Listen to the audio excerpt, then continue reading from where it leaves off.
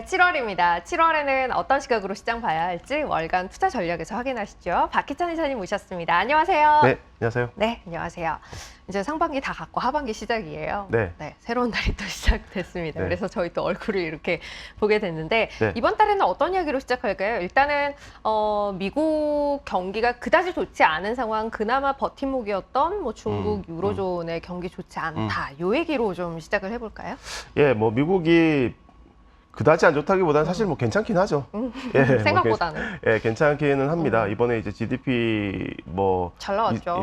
좀 네. 업그레이드 됐고 뭐 그렇긴 한데 미국 GDP에도 좀 약간 시사점이 있더라고요. 예, 왜냐하면 수출 데이터가 좋았어요. 그러니까 이제 미국이 수출이 좋았다는 얘기는 당연히 이제 다른 나라에서 뭔가 받쳐줬다는 얘기이지 않겠습니까? 그렇죠. 예, 사실 이제 그런 부분에 있어서 우리가 좀 중요하게 봐야 될 것은 유럽하고 중국이 연초 이후에 조금 회복됐던 효과가 2, 4분기까지 좀 남아 있었다라는 거예요. 네네. 예, 우리 이제 지표들 잘 보시면은 미국 경제 지표들은 전반적으로 상반기에 둔화되는 양상을 띄었지만 네.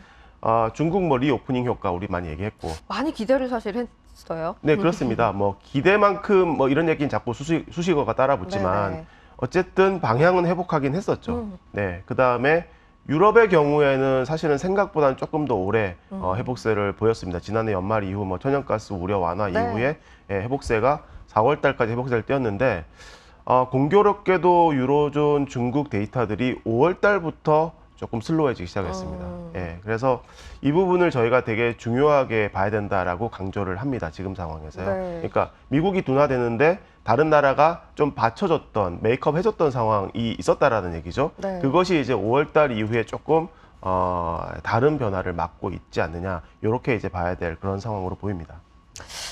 저희가 이제 경기에 대한 이야기를 하면서 함께 보는 데이터가 재고율과 관련한 데이터인데요. 네. 이것도 사실 아직까지 뭐 크게 부담이 좀 덜어지는 모습을 보기는 어려운 상황이다라는 이야기가 있네요. 그렇죠. 예, 우리 이제 재고 조정을 하고 있는 상황입니다. 기업들이요. 네. 그러니까 우리 이제 보통 경기가 돈다고 얘기할 때 재고를 많이 줄였습니다. 라는 그렇죠. 말이 항상 따라붙죠. 네. 그런 다음에 이제 재고를 많이 줄였으니까 다시 이제 생산도 늘어나고, 이런 네. 얘기를 하면, 그러니까 재고 조정이라는 것이 되게 이제 경기 회복 턴어라운드에 있어서 되게 중요한 변수가 네. 됩니다. 예, 근데 아직까지 부족해 보입니다. 예, 그게 이제 미국 데이터 보시면 재고율이 아직은 오름세가 끝나지 않은 느낌을 보이고 있고요. 예, 보시는 대로 이제 제조업, 도매업, 소매업이 나눠져 있는데 차트가 일단은 다 올라가는 방향을 네. 보이고 있죠. 예, 그리고 중국 상황이 조금 더 심각합니다, 사실은. 예, 중국 이제 오른쪽 그림.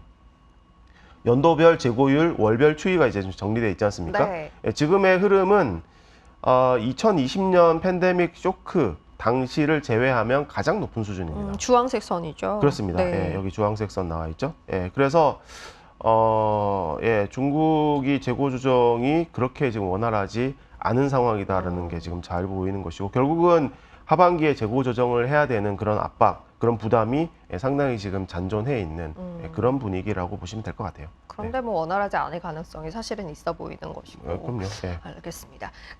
사실 뭐 이렇게 유로존도 그렇고 중국도 그렇고 미국도 그렇고 사실 상황에 대해서 뭐 아주 좋다라고 이야기를 하기는 조금 어려운 상황입니다만 그럼에도 또 한쪽에서 더 걱정이 되는 건 중앙은행들은 계속 긴축의 끈을 놓지 않고 있다라는 거죠. 근원 인플레가 뚝뚝 떨어지지는 않고 있는 상황도 사실 좀 부담이 돼요. 그렇죠. 이제 제가 뭐 앞서서 지금 경기 어쨌든 둔화와 관련된 네. 얘기를 말씀드리는 거지 않습니까? 근데 이제 긴축이 조금 뭐 계속된다라는 얘기가 다시 또 나오기 시작을 했잖아요. 네. 그러면은 경기 둔화 압박이 계속 남아 맞아요. 있겠구나라는 얘기가 네. 되는 거죠. 예.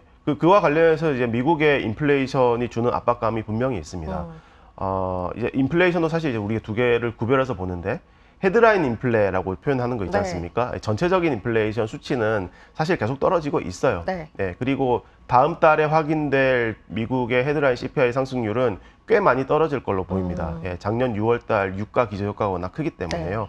근데 연준 중앙은행은 헤드라인보다는 코어에 조금 더 집중합니다. 그리고 이제 코어 CPI 상승률 요 그림에서 보시는 대로 지난 6개월 동안 전월비 0.4% 추세를 유지를 하고 있어요. 그러니까 약간 확대 해석하면 0.4%, 월간 0.4% 추세가 좀 고착화되는 느낌을 네. 보여주고 있죠. 월간 0.4면은 연간 5%에 가까운 숫자이기 때문에 연 5%에 고착화된다는 얘기는 연준 입장에서는 사실 말도 안 되는 얘기가 되는 이까지 가야 것이고. 되는데. 그럼요. 네. 예. 그러니까 사실 이 차트만 봤을 때는 현 상태에서 연준이 금리 인상을 멈추는 게 이상한 겁니다. 네네. 예, 올려야만 하는 것이고, 예, 파월 의장 톤이 지난번 FOMC, 직전 FOMC 대비해서 최근 발언의 톤이 약간 좀 미묘하게 바뀌기 시작을 했어요. 또 약간 더 매파적인 쪽으로. 맞아요. 예, 하여튼 뭐 그렇습니다. 그런 부분에 대한 반영인 것 같아요. 네.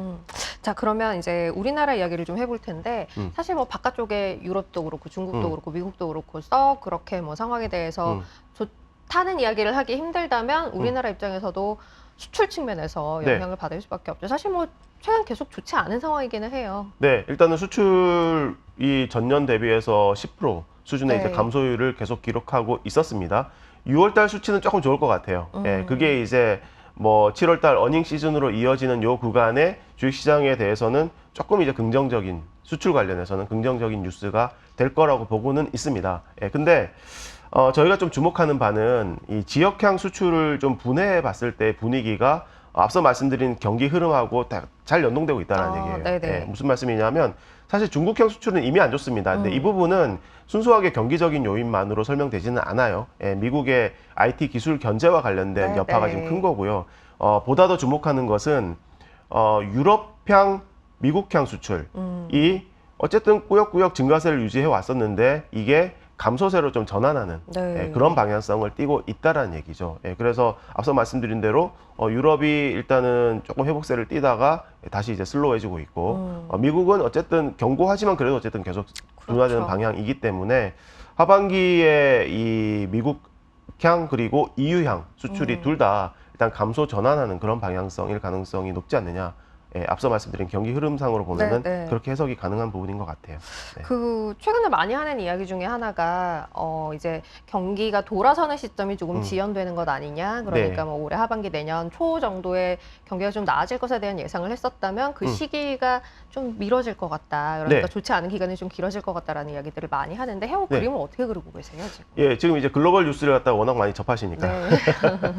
근데 제가 이제 글로벌이라는 표현을 제가 일부러 드린 이유가 네. 뭐냐면 지금 글로벌 분위기하고 한국 내부 분위기에 좀 차이가 있어요. 제가 사실 이제 이번 달에 좀 그 부분을 좀 하이라이트 했거든요. 아, 네네. 예, 그러니까 뭐냐면 글로벌 쪽에서의 움직임은 2024년도 경기 회복에 대한 기대치를 조금 낮추는 분위기가 네, 최근에 네. 형성되고 있어요. 네. 예, 그래서 특히 이제 미국, 중국에 대해서 뭐 긴축이 계속되고 그 다음에 중국의 경우에는 이제 말씀드린 대로 여러 가지 좀 기대가 좀 리오프닝 효과가 생각보다 크지 않다 네. 이런 것들이 좀 확인되면서 내년도 성장률 전망치가 낮아지고 있는데 보다 더 중요한 것은 올해보다 낮은 성장률로 지금 전망치가 잡히기 시작했다는 네, 거예요. 네. 예, 그림 보시면은 여기 나와 있다시피 미국 보시면은 올해 한 1.1% 성장 예상하고 있는데 이게 네. 월드뱅크의 성장률 전망치입니다. 네.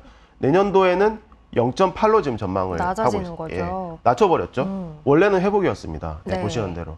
중국의 경우에도 올해보다 내년이 더 좋을 거라고 원래 예상했지만 지금은 분위기가 또 바뀌어져 있습니다. 그러네요. 예, 그러니까 그런 거죠. 사실 뭐 유럽은 내년도에는 뭐 올해보다 낫다고 예상을 하고는 있는데 사실 올해 독일 경제가 좀 안 좋아서 그렇고요. 네. 예, 독일 제외한 유로존 경제의 느낌은 미국이나 중국 느낌하고 그렇게 다르진 않을 것 같아요. 예, 그래서 글로벌 분위기는 내년도 회복에 대해서 좀 신중론이 커졌다.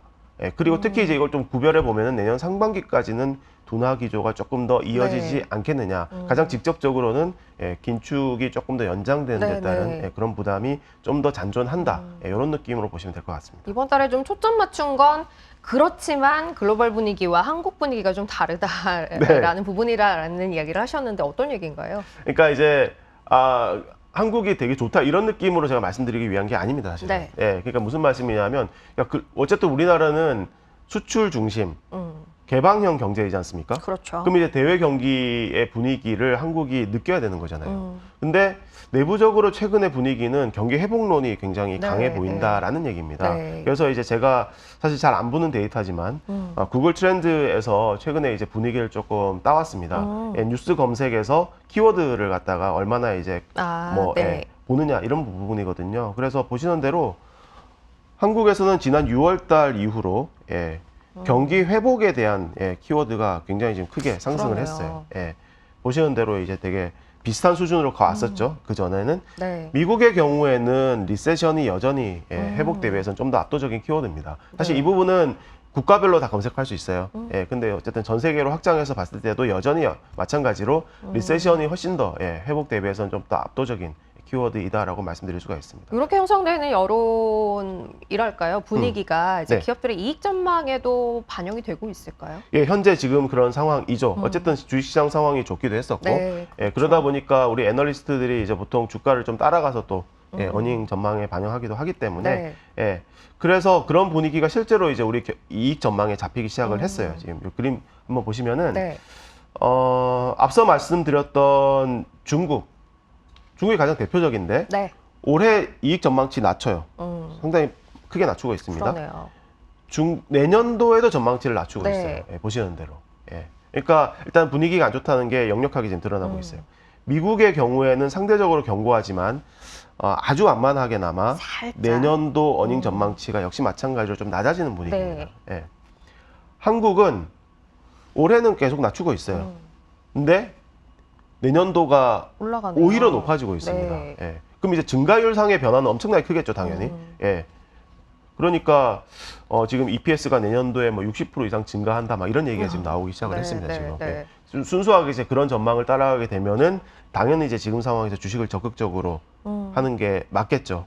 일단은 어쨌든 이제 시장은 그런 어떤 심리의 게임이기도 하기 때문에 일단 당장은 이런 심리가 마켓에 긍정적인 영향을 줄 가능성이 있습니다. 그리고 이제 제가 앞서서 2, 4분기까지는 유럽과 중국의 경기 회복이 약간 진행됐던 효과가 남아있다고 말씀드렸지 않았습니까? 그러면 이제 우리가 당장 확인할 7월달 어닝 시즌의 숫자들도 그렇게 안 나쁠 가능성이 높아요. 네, 일단 그렇게 보입니다. 일단은 어닝 시즌 숫자들은 괜찮을 것이다 라고 보여지는데 문제는 아까 말씀드린 대로 이제 5월달 이후로 중국과 유로존의 데이터가 좀 꺾이는 양상을 보이고 있으니까 그런 것들이 이제 어닝 가이던스를 제시함에 있어서 좀 영향을 주는 그런 상황이 7월 말 어닝 시즌 본격화되는 시즌에서는 좀 나타날 수 있다라고 생각은 됩니다. 네. 당장은 이런 분위기가 주가에도 긍정적인 영향을 줄 수 있다라는 이야기를 하셨고, 뭐 어느 정도는 지속될 가능성에 대해서도 이야기를 하셨으니까요. 그러면 그 후에 대해서는 어떻게 보시는지, 그러니까 뭐 결국은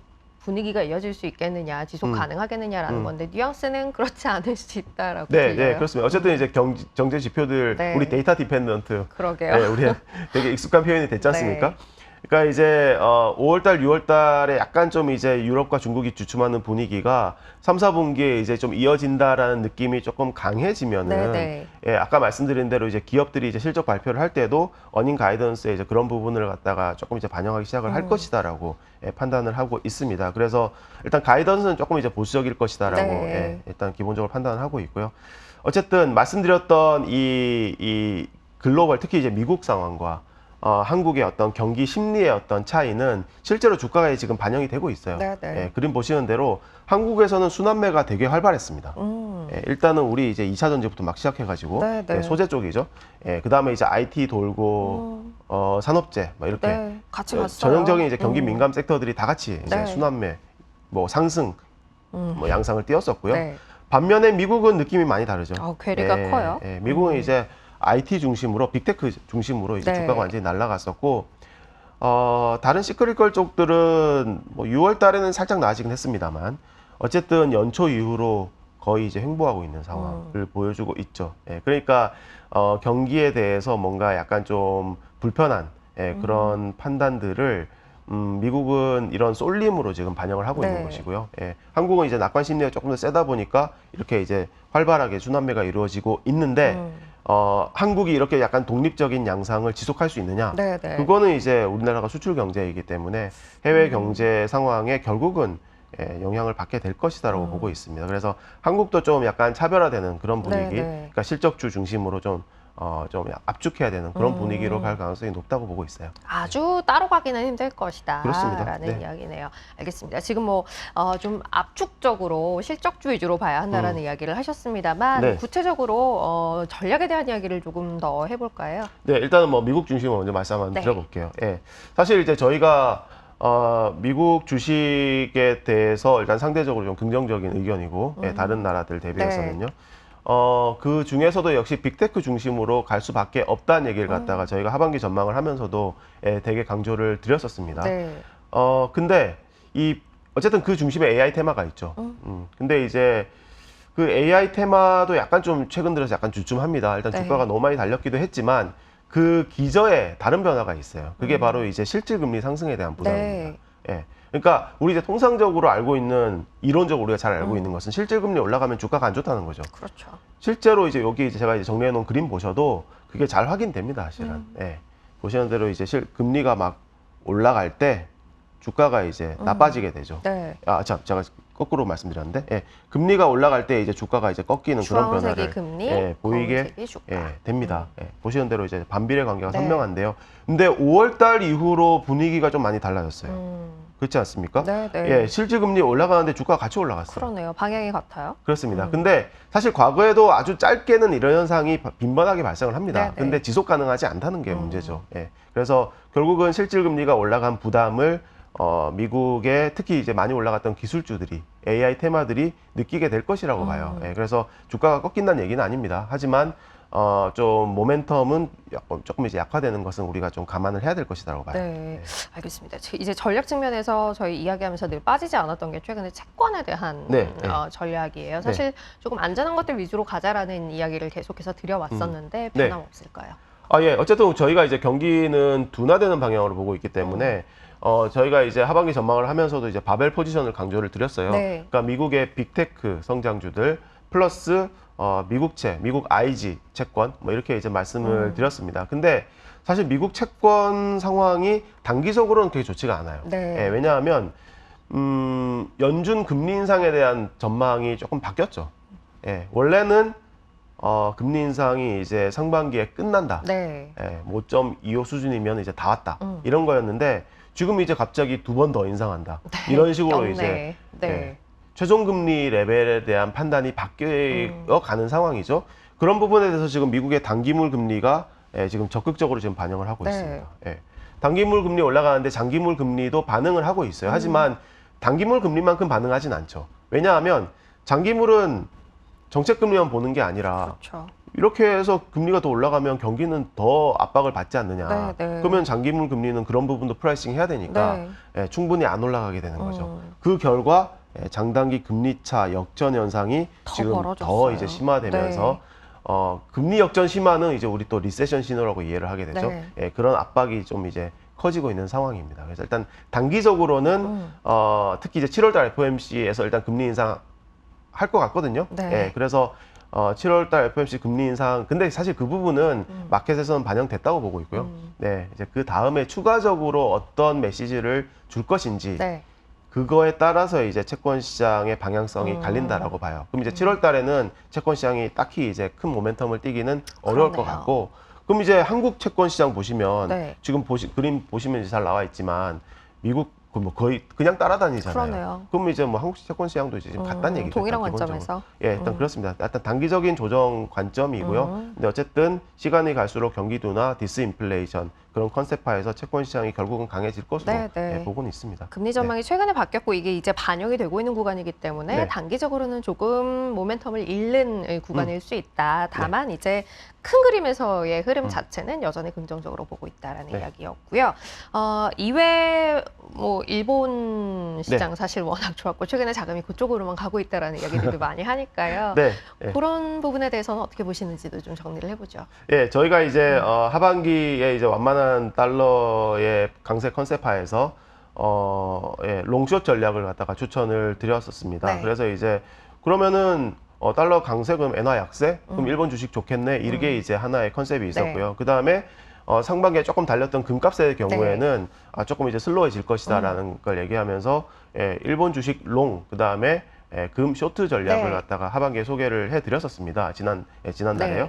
근데 일단은 이번 달 한 달 지나본 결과 일단 그 전략은 유효했어요. 일단은요. 일본 주식은 계속 잘 달렸고, 금값은 사실 달러가 그렇게 강하진 않았지만 슬로우했습니다. 왜냐하면 실질금리 올랐거든요. 맞아요. 일단 그런 부분 반영을 했습니다. 근데 어쨌든 계속 이 전략을 가져가는 것이 괜찮을 것이다라고 저희는 말씀을 드리겠어요. 다만 이제 일본 주식도 사실은 너무 많이 달린 것 같아서 이것도 아마 미국 주식이 아까 실질 금리 때문에 좀 부담 네. 느낄 것이라고 말씀드리지 않았습니까? 네. 예, 비슷한 컨셉으로 속도는 좀 슬로해질 것이라고 보긴 합니다. 예, 어쨌든 전략은 계속 가져가겠습니다. 길기 자체는 변화할 가능성이 있으나 네. 방향 자체는 크게 변화하지 않을 걸로 일단은 이번 달 보고 있다라는 네. 거. 일본 주식 롱, 금, 숏 여전히 유지한다라고 네. 이야기 드렸고요. 자, 그럼 정리하면서 추천 ETF 포트폴리오엔 변화가 좀 있는지 확인해 볼까요? 지난달에 조금 바꿨었는데 네. 예, 이번 달에는 변화를 한 개도 주지 아, 않았습니다. 그대로인가요? 네. 예, 그대로 이제 가져가고요. 일단은요.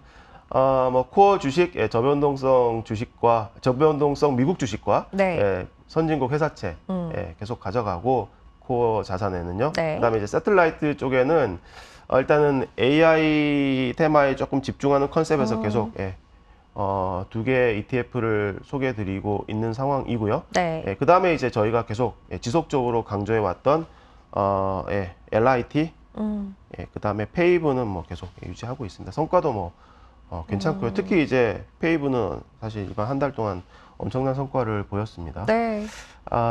그리고 이제 저희가 고배당 리츠를 갖다가 지난번에 이제 소개를 드렸었죠. 지금 배당 수익이 무려 8%대가 지금 나오고 있는 상황이고, 네. 어쨌든 성과도 리츠 성과가 최근에 그렇게 또 나쁘지가 않아요. 전체적으로. 그래서 이런 식으로 좀 꾸려 나가시면은 전체적으로 안정성과 수익성을 동시에 가져갈 수 있는 그런 뭐 자산군으로 보시면 될 것 같습니다. 알겠습니다. 사실 뭐 이제 쭉 이야기 드린 부분에서 미국 주식도 그렇고 채권도 그렇고 또 여타 뭐 일본 주식이나 금에 대한 부분도 그렇고 강도 자체는 좀 변화할 수 있겠으나 방향 자체에 대해서는 시각이 큰 변화 없다라는 이야기를 이미 드렸기 때문에 네. ETF 포트폴리오에도 큰 변화 없다는 거 다시 한번 정리 드리면서 마무리하도록 하겠습니다. 7월에 투자 전략에 대한 이야기 나눠봤고요. 저희는 8월에 다시 만날게요. 박희찬 이사님 함께했습니다. 고맙습니다. 네, 고맙습니다.